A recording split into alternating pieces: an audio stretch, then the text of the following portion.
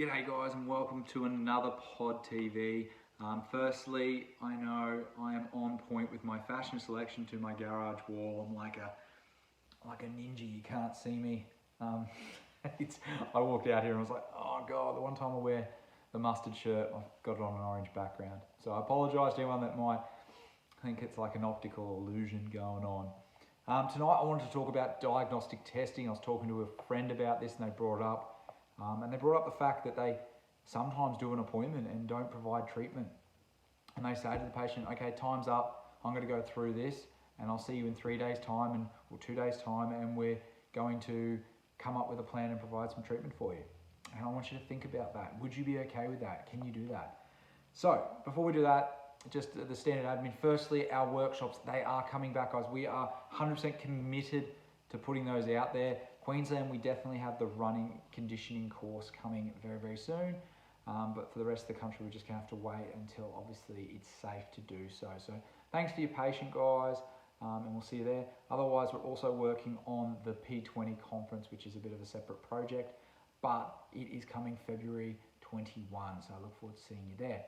Otherwise, jump across to our website, podiatry17.com. We've got some cool blogs there, and Michael Nishki's been providing us with shoe reviews, which we'd love to hear your thoughts about. There's a post circulating at the moment, so get amongst it and tell us how you've been using those shoes. And the latest one is on the new Pegasus, or Nike Pegasus shoe, which is an absolute classic. So here we go, guys. Diagnostic testing. So what I want to ask about this is a couple of questions. Are you allowed to have more than one appointment where you're trying to diagnose the problem with the patient? Is that okay? Does that sit okay to you? And how many are we allowed? Do you feel pressured into treatment? So do you feel that you have to give them something that's going to start the treatment process, even if it could be wrong or it's just a slap-on Band-Aid? And do you have to provide treatment at every consult, or particularly the first consult in this circumstance? So let's talk about those questions. I think firstly, how many treatments are you allowed to diagnose? Well, I think you can have as many as you need. I mean, there's got to be a limit, but I mean, 2 appointments of you taking data and then applying some treatment-directed testing, which, you know, it is treatment, but it still very much could be diagnostic. But as long as you've got direction with it, you're not just slapping a load on because you know it works with everyone, and then you're also getting like some imaging done, I think those things would be fine. And reviewing it, I think you've got to have a pretty good idea of the direction you're going in at the second appointment. But I definitely think I'd be really comfortable with, at the first appointment, saying to someone, look, I don't know what's going on. Let's get you away and get some imaging done.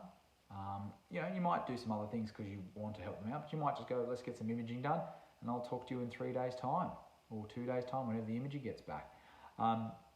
So effectively, I wouldn't feel pressured. If I don't know what's going on with someone, I'd rather stand back and say, okay, look, let's not push forward with this because we could do more damage, and let's just make sure we've got the correct diagnosis to make sure we get the outcome that you want and you desire.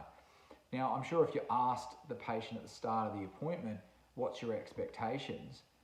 As long as you make sure at the end of the appointment you connect with them and say, have we met your expectations? And they might say, no, I was expecting you to do something about my pain today. Then you can quickly go, okay, well, let's look at what's going on, explain to them why you haven't maybe, and maybe you do apply something that might help them or you feel as comfortable with doing, if that's really what they're doing. Or through your explanation, you explain why you couldn't apply anything for them, or there wasn't anything suitable at this point in time because it might further their problem. So I think that's a really interesting, like, it gets my juices flowing in my brain. Like, oh wow, like, do we need to treat someone? Can we finish an appointment and say, hey Sue, we're finished today, time's up, I'll see you in 3 days and we're going to finalise this project and we're going to start your treatment process. You know, would a patient feel comfortable about leaving my appointment or my consult without any actual physical treatment? Think about that. Have a really close think about that. Now, second end of this is, are you pressured into treatment? Do you feel that you are pressured into treatment by the patient, by trying to get the patient's trust and trying to get the patient's win the patient over effectively? So you're like, oh, I want to apply something, and yeah, I know a low dye will slap. If I slap a low dye on and a heel raise, and I put this nice soft padding under their foot, I know they're going to feel better when I come back. But are you actually treating the diagnosis? Do you even have a diagnosis for them? So this is something I want people to think about how they're treating and come to the conclusion that they'd be comfortable with not treating a patient after the first appointment and sending them away to get further testing and then apply treatment in the second appointment. Now, I'm not saying you have to do this.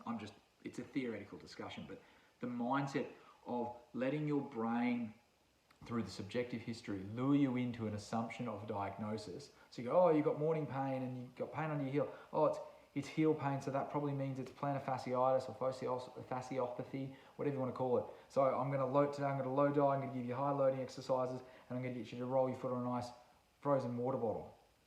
And you've already assumption. So straight away, everything the patient says in front of you, even the test that you do, you're just feeding it back into how's this plantar fasciitis, how's this plantar fasciitis. Let me jam that square into the triangle hole and call it plantar fasciitis. And that's where you probably see you get bad results and you haven't listed, and you nearly end up going back to the diagnostic end. So to an extent, you're kind of wasting the patient's time if you are not thorough with your diagnosis, which is really, really interesting to think about. So don't let yourself get trapped into that, and then don't let into a diagnosis, and then don't let yourself be pressured into treating them if you honestly don't feel comfortable treating them at the starting point. If you feel like it's more important to have a diagnosis for the well-being of the patient, then you are doing the right thing.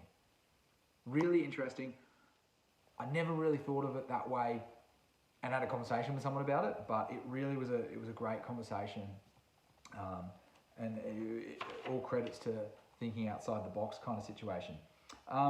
So I guess I'm going to leave it with one thought, and is, do you have to apply treatment at the first consult? Do you have to treat the patient every consult? Think about it. Go and check out podiatry17.com. Check out Michael Nishke's post. There's some great stuff floating around at the moment. And apart from that, I will see you very, very soon, and we'll have the iOrthotics webinar up very, very shortly in the next couple of weeks, and I apologise for the little bit of delay on that. So thanks for tuning in, and I'll see you very soon. I'm just going to disappear into the wall here. See you guys.